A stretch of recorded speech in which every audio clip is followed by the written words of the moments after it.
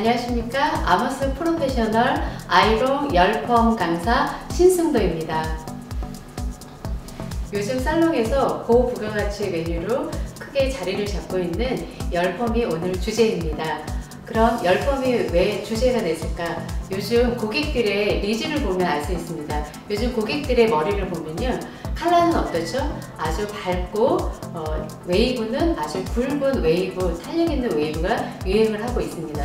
그래서 고객들은 굵고 탄력 있는 웨이브를 원하지만 살롱에서 웨이브를 하게 되면 거칠고 손상도를 저희한테 많이 호소를 하고 있습니다. 그래서 저희 미용인들은 그러한 문제점을 해결하기 위해서 많은 노력을 해야 될 시점에 와 있습니다. 그래서 오늘은 이러한 열펌을 건강하게 고객들이 원하는 대로 해줄 수 있는 건강한 열펌을 하기 위해서 시간을 마련해 보도록 하겠습니다. 이러한 열펌을 성공적으로 하기 위해서는 가장 중요한 요소들이 있습니다. 먼저 모발을 가장 잘 알아야 되겠죠. 그리고 화학적 작용을 잘 알아야 됩니다. 그리고 물리적 작용, 수분 열작용을 잘 알아야 성공적인 열펌을 할 수가 있습니다. 저희가 가장 중요한 모발 진단은 어떻게 하느냐, 우리가 얼굴 생김새가 다 사람마다 다르듯이 모발도 또한 다 사람마다 다른 모질을 가지고 있습니다. 그렇지만 우리가 다 다른 얼굴을 표현할 수 없잖아요. 그래서 대륙별로, 피부 색깔별로 백인, 흑인, 황인종 이렇게 나누듯이 모발도 크게 분류를 해서 선정을 해서 시술을 하면 우리가 어떤 시술을 할 때 실수를 확 줄일 수 있는 방법이라 생각을 합니다. 그래서 실용적인 분류로 모발이 단단하고 딱딱해 보이는 경모, 그 다음에 부드러운 연모, 그리고 곱슬기가 있느냐, 직모가 있느냐, 이렇게 구별을 하시면 아주 편하게 실수 없이 시술을 하실 수 있을 거라 생각이 듭니다. 화학적 시술 작용에는 어떠한 약품을 선정을 하느냐, 모발의 타입에 따라서, 그리고 어떤 크리니 제품을 사용해서 전, 중, 후 처리를 하느냐가 결정이 나게 되어 있습니다. 이것 또한 약재를 연화라는 머리를 부드럽게 하는 연화펌제가 있고요, 머리를 딱딱하게 하는 경화펌제가 있습니다. 저희 아모스에서는 머리를 부드럽게 할 수 있는 루미네이터 펌과 머리를 좀 더 딱딱하게 힘있게 만들어주는 더 크리미 펌제를 활용을 해서 도포 순서에 따라서 건강한 머릿결을 표현하는 방법들이 있습니다. 그리고 두 번째는 수분 열작용입니다. 수분 열작용은 수분의 양에 따라서, 그리고 열의 양에 따라서, 그리고 온도, 시간에 따라서 모발 컬에 영향을 미칠 수가 있고요. 세 번째 물리적 작용은 우리가 사용하고 있는 도구들의 테크닉에 따라서 어떤 웨이브에 영향을 줄 수 있습니다. 그래서 건강한 열펌을 하기 위해서는 정확한 모발 진단과 화학적 작용과 그 다음에 수분 열작용, 그리고 물리적 작용이 하나의 톱니바퀴처럼 맞물려서 돌아갈 때 성공적인 열펌화를 하실 수 있게 됩니다. 그래서 이제 간단하게 요즘에 건강한 열펌을 하기 위해서 보건 벚꽃펌이 굉장히 유행을 하고 있습니다. 많은 분이 복잡해하고 많은 매뉴얼로 헷갈려하고 계시는데요. 미용인들이 제가 간단하게 매뉴얼을 제시해 드리면서 언제든지 응용 가능한 방법을 지금부터 제시해 드리려고 합니다. 첫 번째는 우리가 연이냐 경이냐, 모발을 진단할 때 인종 구분할 때 흑인이냐 백인이냐 구분했듯이 모발도 경모냐 연모냐 구분을 한다고 말씀을 드렸어요. 이거는 어떤 기준으로 말씀을 드리냐면요, 우리 모발이 세 개의 단층으로 되어 있다고 했잖아요. 표피, 피질, 수질로 되어 있는데, 표피는 우리가 이게 모발 원리를 들어가서 이해하기가 쉽게 받아들이지 않기 때문에 예를 들어서 말씀을 드릴게요. 바로 김밥을 영상을 하시면 아주 쉽게 이해가 되실 것 같아요. 그래서 김밥에 김을 쌀 때 김밥용 김은 김이 빼곡하게 첩첩이 말려있는 게 김밥용 김이죠. 그래서 그 김에 밥을 싸서 내용물을 넣고 말면 단단한 김밥이 나오죠. 그리고 파래김이나 구멍이 숭숭 뚫린 김으로 밥을 말면 바로 구멍이 숭숭 뚫린 이렇게 흐늘흐늘한 김밥이 만들어집니다. 이렇듯이 우리 모발은 겉에 표피는 김이라고 생각을 하시면 이해가 편하실 것 같으세요. 그래서 이 김은 우리 표피가 한 장의 어떤 면으로 되어 있는 게 아니라 한 장 한 장 겹쳐진 어떤 비닐 모양의 겹이 쌓여서 만들어진 게 표피입니다. 이 표피가 여러 장으로 쌓여 있기 때문에 장수가 작게는 6장에서 많게는 10장 이상이 되어 있는데요. 장수가 많으면 김밥용 김밥으로 싼 것처럼 모발이 단단하고 윤기나 보이는 게 바로 경모라고 생각을 하시면 될 겁니다. 그래서 고객님들을 보실 때 힘이 있어 보이고 윤기가 나면 아, 경모구나. 이러한 경모들은 파워가 센 약으로, 파워가 센 약이라 하면은 환원제의 농도나 알칼리제의 농도나 pH의 농도가 높아서 연화가 빨리 이루어지는 펌제가 파워가 높다고 계산을 하시면 됩니다.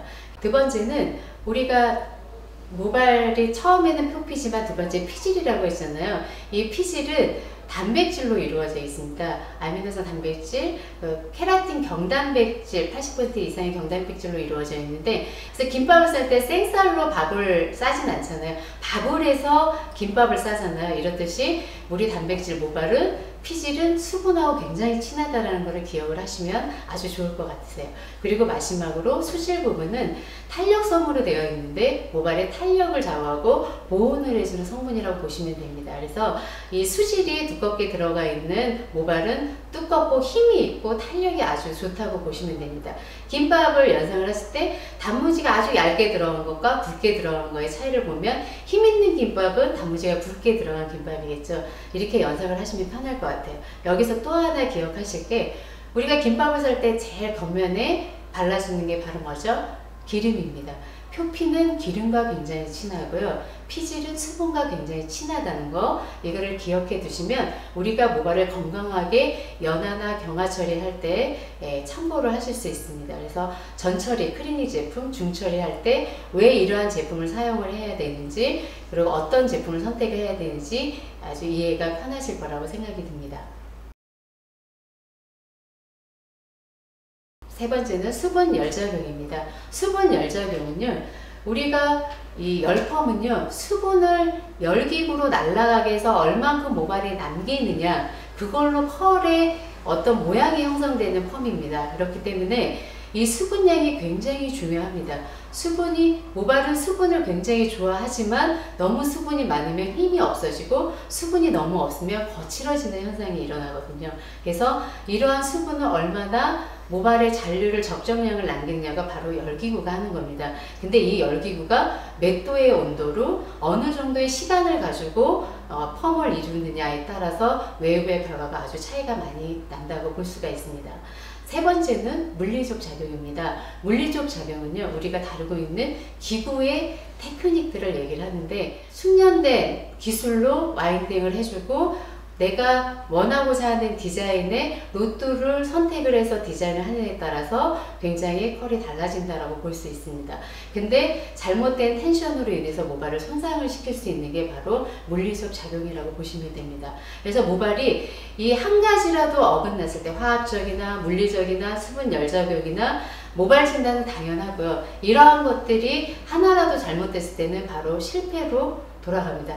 실수가 아닌 바로 모발은 실패로 돌아가기 때문에 한 가지도 놓치지 않고 많은 계산하에 어떤 시술을 하셔야 합니다. 그렇기 때문에 우리가 물리적 작용에서는 숙련도가 꼭 필요하다. 그리고 수분 열작용에서는 수분과 열 반비례, 그러니까 수분이 많으면 열이 낮아야 하고, 그 다음에 열이 높으면 수분이 적어야 하는 이런 반비례 관계를 잘 이해를 하시면서 시간 조절을 하셔야 하는 이 계산 관계를 잘 아셔야 합니다. 그리고 화학적 처리에서는 우리가 이 모발 타입에 맞는 적절한 약제 선택을 하지 못하면 바로 실패로 돌아가기 때문에 하나도 중요하지 않는 것이 없다고 보시면 되겠죠. 제가 간단한 공식으로 여러분들께 소개를 드리고자 합니다. 화학적인 시술 방법에서 연화펌이나 경화펌을 말씀드렸고, 모질에도 연모냐 경모냐를 말씀드렸습니다. 그래서 우리가 기존 타고난 모발이 경모와 연모가 있지만 또 잦은 화학적 시술로 인해서 경모가 연모화되는 경우도 있고요. 연모가 경모화되는 경우도 있습니다. 연모가 경모화되는 거는 우리가 소위 알고 있는 천연염색이라고 있는 해나 그 다음에 오징어 먹물, 이러한 것들을 모발에 발라주면 모발이 딱딱해지기 때문에 경모화된다고 보시면 되고요. 경모가 연모화되는 건요, 우리가 잦은 화학적 시술로 인해서 모발이 힘을 잃는 게 바로 경모가 연모화되는 현상이라고 보시면 됩니다. 근데 건강하고 탄력 있는 웨이브를 얻기 위해서는 연모화된 손상이 된, 우리가 말하는 소위 손상된 모발이라고 하잖아요. 이런 손상된 모발을 어떻게 하면 건강한 머리로 표현이 될까? 힘이 없이 연모화된 머리는 경모화시켜서 웨이브를 걸어주면 되고요. 또 경모화된 머리를 웨이브가 나올 수 없게 경모화된 머리는 바로 연모화 처리를 해서 웨이브를 걸면 성공적인 펌을 하실 수가 있습니다. 이게 바로 보건복구 펌이라고 하는 시술 방법이라고 할 수 있는데요. 보건복구는요, 어렵지 않습니다. 손상된 머리에 영양성분을 가득 채워주고 다져주는 방법, 이게 바로 보건복구 펌이라고 보시면 됩니다. 그래서 이 보건복구 펌에는 컬력도 중요하고 결도 굉장히 중요하게 됩니다. 그래서 컬이 중요한 부분에는 어떠한 화학 방법을 처리를 할 것인지, 그리고 결이 중요한 머리에는 어떠한 방법을 처리해야 될 것인지, 이러한 것이 바로 화학적 방법의 연화, 경화의 순서에 따라서 결정이 나게 됩니다. 헤나나 그 다음에 오징어 먹물이나 비갱이나 이러한 연모제를 발라서 경화가 된 모발들은 치오나 이러한 성분들을 물하고 희석을 해서 모발에 먼저 뿌려서 부드럽게 만들어준 다음에 원하는 연화를 하고 시술이 들어가면 부드럽고 탄력 있는 웨이브를 걸 수가 있습니다. 그리고 경모가 연모화돼서 힘이 잃은 모발들은 우리가 바로 경모화를 시켜주는 방법인데요. 펌제, 경화 펌제를 사용을 해서 모발을 조금 더 단단하고 힘있게 만들어준 다음에 바로 연모화시킨 연화 과정을 통해서 연모화시켜가지고 건강한 연화를 봐서 웨이브를 걸어주면 바로 우리가 건강하고 탄력 있고 아름다운 웨이브 표현을 할 수가 있습니다. 연경화 처리 방법도 있지만 크리닉 제품도 같이 적용을 해서 연경화 작업에 도움을 주어야 하거든요. 그래서 이 크리닉 작업은 전처리, 중처리, 후처리가 있습니다. 그래서 이 세 가지 처리가 가장 요즘에는 다 중요하지만 가장 중요한 게 바로 중처리라고 보시면 될 것 같아요. 전처리는 모발에 힘이 없는 걸 살짝 힘있게 해주는 경우, 또 너무 딱딱한 머리를 부드럽게 하는 정도, 요 정도 처리만 해주시면 되고요. 중처리는 본격적으로 연화가 되고 어떤 화학약품이 모발에 들어와서 변성이 이렇게 변화가 일어났기 때문에 많이 팽윤이 되어 있는 상태거든요. 그 상태에서 어떤 영양분 성분을 가장 많이 흡수할 수 있는 상태이기 때문에 중처리가 가장 보건 복구하는데 가장 중요한 부분이라고 볼 수 있습니다. 그래서 우리가 아까 제가 말씀드렸죠. 표피는 유분하고 진하고 피질은 수분하고 진하고 그 다음에 모질은 케라틴 단백질로 이루어져 있다고 말씀을 드렸었잖아요. 그래서 뭔가 채워줄 때는 항상 단백질, 거꾸로 채워주면 된다. 단백질을 채워주고 수분을 채워주고 유분을 채워주는 방법으로 하면 모발의 결이나 어떠한 상태도 굉장히 좋게 호전되게 만들어 줄 수가 있습니다. 연화가 끝나고 나서 세척하기 전에 약을 걷어내고 어떠한 영양제를 위에 덧발라줄 수도 있고요. 그 다음에 샴푸하면서 영양제를 또 채워줄 수도 있고, 세 번째, 바로 시술 들어가기 전에 어떠한 처리, 제품을 발라주고 시술 들어가는 방법, 이러한 세 가지 중처리 방법이 있습니다. 세 가지, 아주 손상된 머리는 세 가지 방법을 다 활용을 하셔야 하고요. 모질에 따라서 적절하게 샴푸대에서만 활용할 수 있는 방법, 아니면은 연화 끝나고 닦아내고 발라주는 방법, 클리프 작업을 사용을 하셔도 되고요. 그 다음에 너무 녹아서 힘이 없다, 여러 가지 처리를 했는데 그래도 힘을 길러주고 싶다, 마지막 처리 방법으로 시술 바로 전에 바르고 와인딩이나 시술하는 방법입니다. 그래서 가장 중요한 방법이 바로 중처리 부분이고요. 후처리는 결 작업을 하는데 도와주는 작업이라고 보시면 될 것 같습니다. 이렇게 해서 건강하게 연화 보는 방법, 크리닉 처리 방법에 대해서 알아봤고요. 그 다음에 연화를 할 때 우리가 연경화의 반복으로 보건복구 펌의 어떤 시술 방법이 이루어진다고 말씀을 드렸는데, 부드러운 모발은 딱딱하게, 딱딱한 모발은 부드럽게, 이러한 밸런스를 맞춰가면서 하는 게 건강한 파마를 거는 방법이거든요. 근데 그러한 방법 중에 첫 번째는 펌제로 하는 걸 말씀을 드렸고, 두 번째는 크리닉 제품으로 하는 걸 말씀을 드렸어요. 세 번째는 우리가 따로 사용하는 어떠한 pH를 조절하는 제품으로 연경화를 조절하는 방법이 있습니다. 바로 연화돼서 부드럽고 힘없어진 모발을 딱딱하게 해주는 버퍼라는 제품이 있습니다. pH를 조절해주는 이러한 제품들을 연화 끝나고 나서 3분 전에 뿌려주면 pH를 제자리로 돌려주는 역할과 모발 안에 남아있는 알칼리제를 제거해주는 효과 때문에 어떠한 중화 처리를 할 때 모발이 좀 더 화학적인 손상을 입지 않고 건강하게 어떠한 산화 작용을 할 수 있는 걸 도와주는 방법이라고 보시면 됩니다. 그리고 연화 끝나고 일제가 끝나고 뿌려주는 것 뿐만 아니라 이제가 끝나기 3분 전에 뿌려주셔서 중화제, 그러니까 산화제라고 얘기하는 걸로 pH를 돌려주는데 그것만 갖고도 자기 자리로 돌아오는데 미흡하기 때문에 뿌려주는 게 바로 버퍼라고 보시면 됩니다. 그래서 작용이 알칼리제 작용도 있고 pH 조절 작용도 있고 모발에 잔류하고 있는 과산화수소를 제거하는 그러한 방법이라고 보시면 됩니다. 버퍼를 뿌려주는 작업이요. 그렇기 때문에 이 버퍼는 우리가 선택사항이 아닌 필수사항으로 항상 뿌려줘야 된다는 거 잊지 않으셨으면 좋겠습니다. 이제 물리적인 작용에 들어가서 와인딩을 하게 되어 있습니다. 와인딩을 하는 과정에 있어서 수분을 얼마큼 남기고 어떠한 열의 온도로 어느 정도의 시간을 두고 하느냐, 이게 바로 수분 열 작용이라고 하는데요. 이 수분 열 작용은 그냥 웨이브를 강하게 원한다, 강한 열로 아주 짧은 시간에 싸주는 게 강한 컬의 효과적이라고 보실 수 있고요. 부드럽고 자연스러운 웨이브를 원할 때는 저온에서 느긋한 시간을 가지고 뜸이라는 과정을 들였을 때 굉장히 건강한 컬을 걸 수가 있습니다. 여기서 뜸이라는 얘기가 나왔죠. 바로 쿨링 타임이라고 얘기를 하는데요.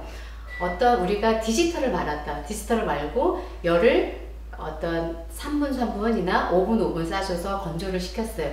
그리고 나서 열이 있을 때 중화제를 해주는 것이 아니라 산화제를 뿌려주는 것이 아니라 열을 식히는 그런 과정이 꼭 필요하게 됩니다. 그게 바로 쿨링 타임이라고 하는데 그 시간을 꼭 두셔야 컬의 유지력이나 어떠한 모발의 질감 표현이 거칠게 하는 것을 방지할 수가 있습니다. 그래서 꼭 기억하실 거 15분 쿨링 타임입니다. 그래서 그 시간을 기다려 주셨다가 뜸이라는 공정이죠. 이 뜸의 시간을 기다렸다가 산화제 작업을 해준다. 그리고 산화제 작업은 모발이 온도가 낮을수록 작용이 잘 일어난다라는 거, 그거를 기억하시면 좋을 것 같습니다. 그래서 15분이 안 된 상태로 롯디에 열이 남아있는 상태로 중화를 하게 되면, 산화제를 뿌리게 되면 모발의 결이 거칠게 표현이 되고 컬의 유지력이 떨어지는 원인이 되기 때문에 제가 또 말씀드립니다. 15분 아주 중요합니다. 쿨링 타임. 그리고 마지막으로 이제 수분과 열 작용에 있어서 어떠한 방법을 해야 모발이 건강하게 표현이 될까요? 라고 물어보시는 분들이 많으시거든요. 그래서 수분은 양이 많으면 컬력은 강해집니다. 그렇지만 모발의 힘은 떨어진다라고 보시면 되거든요.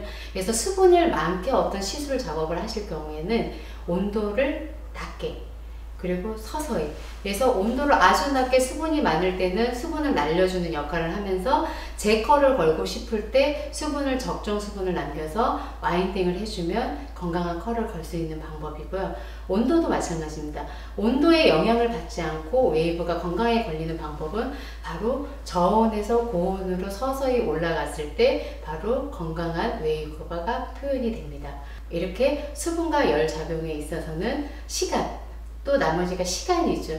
열은 강하게, 수분도 작게 뒀는데 시간을 너무 오래 머물렀다. 이것 또한 모발의 손상의 원인이 될 수 있습니다. 그렇기 때문에 내가 시술 속도를 어느 정도 할 것이냐, 시간을 어느 정도 할 것이냐, 이것 또한 온도와 수분의 관계에 맞춰서 설정을 해주시는 것이 아주 좋습니다.